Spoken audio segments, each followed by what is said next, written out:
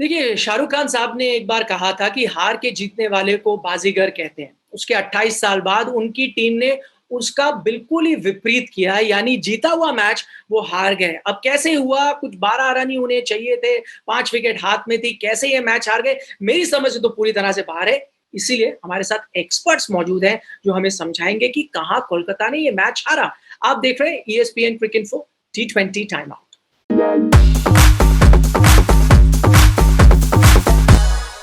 दीप दासगुप्ता और इरफान पठान हमारे साथ हैं। इरफान, इससे पहले हम सारी बारीकियों में जाए ना, कहाँ मैच हार गई। सबसे पहले तो मैं सोच रहा था आपसे सवाल पूछूंगा कि ओवेन मॉर्गन कितने शानदार कप्तान है, लेकिन आखिरी में मुझे वो बदलना पड़ा। रोहित शर्मा कितने शानदार कप्तान है भाई, हर वक्त कुछ भी हो जाए मैच को आखिरी तक ले जाते हैं। बिल्कुल, इसमें कोई दो राय नहीं है। इसी वजह से तो देखा है हमने कि इतनी बार वो चैंपियन बने हैं, अपनी टीम को चैंपियन बनाया है। मुंबई इंडियंस की जब से कप्तानी संभाली है तब से काया पलट दी है। मुंबई इंडियंस की सोच बदल दी, अपने बॉलर्स पे बहुत ज्यादा भरोसा रखते हैं। मुझे लगता है अगर कोई इंडियन कैप्टन की अगर बात होगी तो रोहित शर्मा की ये बात जरूर होगी कि ये बॉलर्स कैप्टन है। और आज वो फिर से दिखाया कि किस तरह से अपने ट्रूप्स को संभाला, किस तरह से गेंदबाजी में हमेशा बुमराह का इस्तेमाल किस तरह से करते हैं। और देखिए, एक वक्त तक जब तक मॉर्गन आउट नहीं हुए थे तब तक लग रहा था कि गेम तो सिर्फ केकेआर की तरफ जा रही थी, लेकिन उसके बावजूद भी जो अटैकिंग फील्ड लगा रहे थे, पेशेंस के साथ खेल रहे थे। दोनों कप्तानों ने अलग कप्तानी की। मॉर्गन ने इस्तेमाल किया स्पिनर्स का पावर प्ले में, जो वहां पे भी उनको फायदा दिया, और यहाँ पे रोहित शर्मा ने इस्तेमाल किया तेज गेंदबाजों का। और लेकिन फिर बाद में जो स्पिनर को बाद में लेके आए, थोड़ा ज्यादा लीड लेके आए थे दीपक, सॉरी माफ कीजिएगा, चाहर को, लेकिन वो जरूर उनके लिए काम करके गया और कभी भी मैच नहीं छोड़ा। उनकी जब कप्तानी देख भी रहते हैं, ऐसा कभी लग नहीं रहता कि वो उन्होंने मैच छोड़ा हुआ है आखिर तक। दीप, आप क्योंकि कोलकाता में रहते हैं, क्या मुंबई इंडियंस कोलकाता की टीम को रसगुल्ले की तरह दिखती है? क्योंकि मैंने देखा है ना, mishti is the weakness of all Bengalis and all the stats say that Mumbai Indians is the weakness of KKR. कितने 11 मुकाबलों में 10 हारे, क्या हो जाता है इस टीम के सामने? पता नहीं यार क्या हो जाता है निक, लेकिन एक चीज तो है तय है कि कुछ ना कुछ तो होता है, क्योंकि आप ऐसे मैचेस नहीं हार सकते। लेकिन आज हाईलाइट जो रहा है, जैसे अभी इरफान ने भी कहा और आपने भी कहा निक, कि कप्तानी जो रही है, चाहे वो मॉर्गन हो और दूसरे हाफ में रोहित ने जिस तरीके से किया, हाईलाइट रहा है कि इस लो पिच इस पिच के ऊपर लेकिन ये पिच मुझे अभी भी लगता है कि 165 का तो पिच है, तो रन कम बने हैं, लेकिन वो कम रन जो अंडर पार को भी जो डिफेंड किया है रोहित और जिस तरीके से इस्तेमाल किया है अपने गेंदबाजों का, हाईलाइट वो जरूर है। और ऑब्वियसली बॉलर्स जिस तरीके से उन्होंने एग्जीक्यूट भी किया है, जो भी रणनीतियां बनाई थी कप्तान ने। बॉलर्स के बारे में आप बात करें, हमारा पहला पॉइंट यही है कि बुमराह और बोल्ट ने केकेआर को दिया 440 वोल्ट का झटका। इरफान, 12 रन चाहिए आपको जीतने के लिए, मैं केकेआर के नजरिए से देख रहा हूं। आपके सीनियर प्लेयर वहां पर मौजूद है, ओवेन मॉर्गन है उनमें, शाकिबुल हसन है, रसल तक ने। ऐसे अगर आप शॉट खेलेंगे, इतने गैर जिम्मेदाराना शॉट खेलेंगे, सिर्फ 12 रन चाहिए, तो फिर तो सवाल खड़े होंगे। बिल्कुल सवाल खड़े होंगे, फॉर्म के बारे में सवाल खड़े होंगे। एंड्रे रसेल जिस तरह से पिछले साल भी उनका बहुत खराब गया था, ये बात थी कि अबू धाबी के वो बड़े मैदान है, शायद इस वजह से वो ज्यादा परफॉर्मेंस नहीं कर पाए। लेकिन अभी जो शुरुआत हुई है, ऐसा लग रहा नहीं है कि ये छक्के मारने वाले वो बादशाह है जहां पे कभी भी एंड्रे रसेल से आप उम्मीद कर सकते, लेकिन वो देखने को मिला नहीं है। कॉन्फिडेंस उसका बहुत लो नजर आ रहा है। मुझे लगा कि दिनेश कार्तिक भी बहुत अच्छे फिनिशर है, लेकिन आज उनके बल्ले पे भी गेंद इतनी अच्छी लगी नहीं। मॉर्गन, ये जो कप्तान है, कप्तान जबरदस्त है, लेकिन उनकी बल्लेबाजी पिछले कुछ समय से बहुत नीचे गई है। ये केकेआर के लिए स्पेशली मिडिल ओवर्स में बहुत चिंता का विषय है।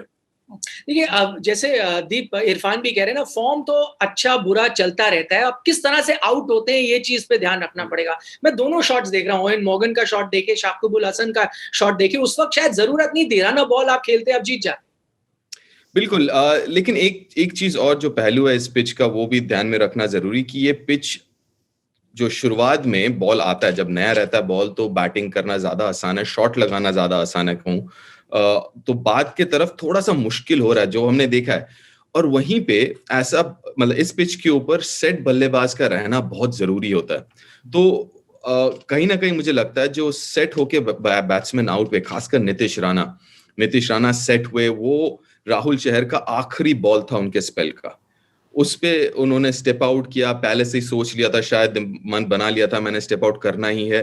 तो कहीं ना कहीं मुझे लगता है वहां पे थोड़ा सा जो है हल्का लिया होगा शायद बल्लेबाजों ने, क्योंकि पीछे जाके जैसे आपने कहा कि शायद वो शॉट खेलने की जरूरत नहीं थी। रनर बॉल उस वक्त जरूरत था, लगभग 6.5 का कुछ था मेरे ख्याल से आस्किंग रन रेट उस वक्त। तो मानता हूं मैं, लेकिन कहीं ना कहीं दिमाग में ये भी होगा उन बैट्समैन के, खासकर मॉर्गन के, कि भैया बाद में मुश्किल होने वाला है, वहां पे बुमराह के भी ओवर आने वाले हैं, तो एक आधा बीच में से चौका छक्का लग जाएगा ना, तो वो इक्वेशन फिर 6 के भी नीचे आ जाएगा, फिर बीच में आप एक आधा डॉट बॉल भी खेल सकते हैं। तो कहीं ना कहीं वो ढूंढ रहे थे एक बाउंड्री, वहीं पे दाद देनी पड़ेगी जिस तरीके से गेंदबाजी किया मुंबई इंडियंस के गेंदबाजों ने। क्योंकि आप गेंदबाजी के बारे में बात करें, वही हमारा अगला पॉइंट है। अगर आप कहते हैं ना लगाम किसी ने लगाई, तो वो थे राहुल चहर। उन्होंने एक चौका लगाया विकेट के लिहाज से, और वो बन गया मुंबई के लिए बहुत अच्छा मौका। इरफान, चहर की अगर हम बात करें, हाल ही में कुछ फॉर्म इतना अच्छा नहीं चल रहा था, पिछले मैच में भी नहीं चला, लेकिन आज उन्होंने दिखाई जो क्लासिक लेग स्पिनर डिसमिसल्स होते हैं करके। देखिए, मुंबई इंडियंस के लिए प्रीमियम स्पिनर है वो विकेट टेकर है मिडिल ओवर्स में। दूसरी छोर पे अक्सर आज कुणाल पांड्या ने भी अच्छी गेंदबाजी की, लेकिन अक्सर वो कंटेन करते हैं, उनको ज्यादा विकेट मिलती नहीं है। विकेट चटकाने वाले गेंदबाज जो रहते हैं वो राहुल चहर ही रहते हैं, और आज भी पहली दो गेंदें डाली थी, थोड़ा छोटा डाला, लेकिन उसके बाद छक्का खाया। उसके बाद जिस तरह से वापसी की वो काबिले तारीफ थी। देखिए, उसके बाद छक्का खाने के बाद मुझे लगा कि शायद लेंथ में वापस कहीं छोटा ना डाल दे, लेकिन उसके बाद भी गेंद को हवा दी, और हवा आप तभी देते हो जब आपको पता होता है अपनी एबिलिटी पे, वो कॉन्फिडेंस होता है और वो कंट्रोल होता है। उनके पास वो कंट्रोल देखने को मिला, और फिर शुभमन गिल की जब विकेट मिली उसके बाद पीछे मुड़ के नहीं देखा, पूरी तरह से गेम को पकड़ के रखा था। और कई बार ऐसी डिलीवरी डाल रहे थे, बल्लेबाज को समझ में नहीं आ रहा था कि सिंगल कहां से निकाले। बड़े शॉट की तो बात बहुत दूर रही। एक और हीरो जो थे मुंबई इंडियंस के लिए, अगला पॉइंट हमारा वही है सूर्य कुमार यादव। दीप, आपके पास आऊंगा। उनकी शानदार पारी, उनके कई शॉट्स तो मैं रिप्ले में अगर आप 5 दिन तक भी दिखाओगे तो देखता जाऊंगा। One of the best looking बल्लेबाज इस वक्त अंतरराष्ट्रीय क्रिकेट में है, और देख के इतने आसानी से ऐसे ऐसे शॉट खेलते हैं। और पहले भी हम जिक्र कर रहे थे, इरफान भी कह रहा था, और मेरे हिसाब से इस वक्त शायद इंडिया में बेस्ट खेलते होंगे स्पिन को। अटैकिंग, डिफेंसिव का मैं उतना नहीं कह सकता, लेकिन खासकर अटैकिंग अगर क्रिकेट खेलना है तो शायद one of the best batsman है, क्योंकि उनके पास ऐसा कोई शॉट नहीं है जो वो नहीं खेल सकते स्पिन के विरुद्ध। स्पिन अच्छा पड़ता है, बहुत ही ओल्ड स्कूल खेलते हैं, जैसे पहले हम कहते हैं ना स्टेप आउट करके खेलना, स्वीप खेलना, कट वगैरह खेलना, तो वो थोड़ा सा ओल्ड स्कूल क्रिकेट खेलते हैं स्पिन के विरुद्ध, और वो आज दिखा। फिर खैर अब तो ऐसा हो गया कि जो कॉन्फिडेंस लेवल है उनका दूसरे ही अलग स्तर पे चले गए हैं इस वक्त। जिस तरीके से वो एक फ्लिक मार के जो छक्का लगाया, वो अनबिलीवेबल।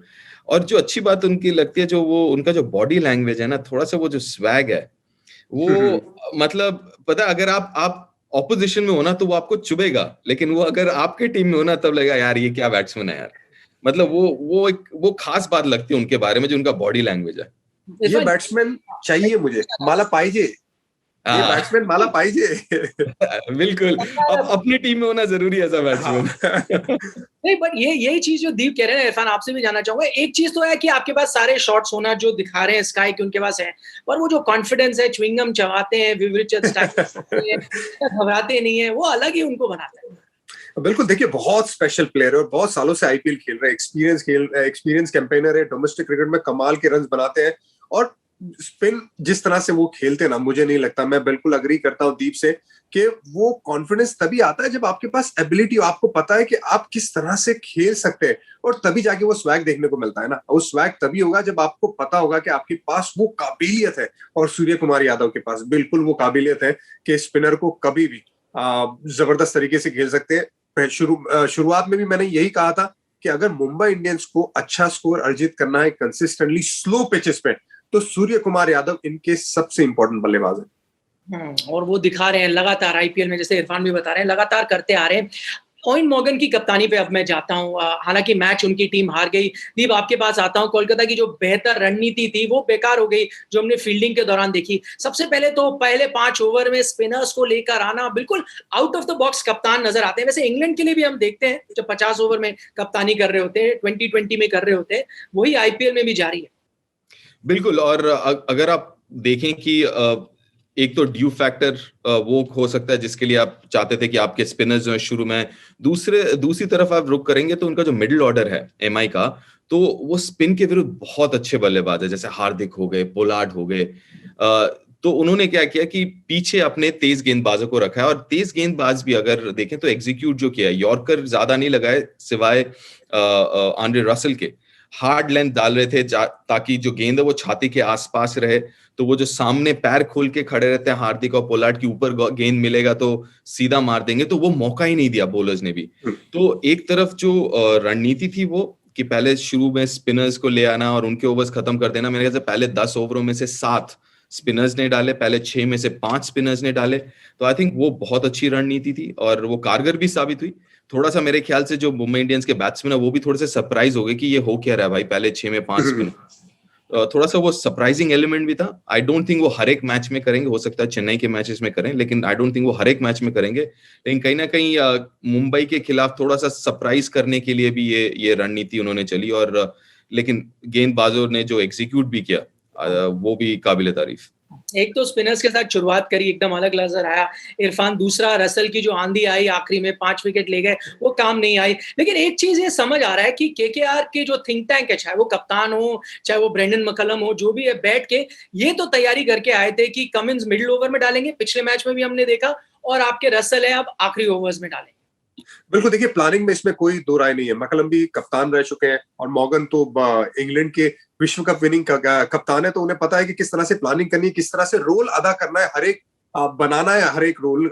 कमिंस के लिए रोल दिया गया है, रसल के लिए रोल दिया गया है, पावर प्ले में किस तरह से रणनीति के साथ आना है, तो प्लानिंग बहुत जरूरी है। मैच जरूर हारे बल्लेबाजी की वजह से कि बल्लेबाज ने मिडिल ओवर्स में अच्छी बल्लेबाजी नहीं की, लेकिन अगर प्लानिंग की बात करें, उसमें नंबर देना हो तो जरूर दोनों कप्तानों को अंक बराबर मिलेंगे। चलिए, बहुत शुक्रिया हमारे साथ बात करने के लिए दीप दास गुप्ता और इरफान पठान। आपको बता दें कि ये मैच इतना रोमांचक था कि अभी जो ऑरेंज कैप होल्डर है ना, नीतीश राणा, उनके बारे में बात करने के लिए हमारे पास प्रोग्राम में समय ही नहीं था। लेकिन यही तो आईपीएल है ना, टीमें हैं, आप छोटे छोटे परफॉर्मेंस करते हैं और मुकाबले का नतीजा बिल्कुल दूसरी तरफ हो जाता है। बहुत बहुत शुक्रिया हमारे साथ चर्चा करने के लिए और जुड़ने के लिए। आप देख रहे थे ESPN Cricinfo T20 time out.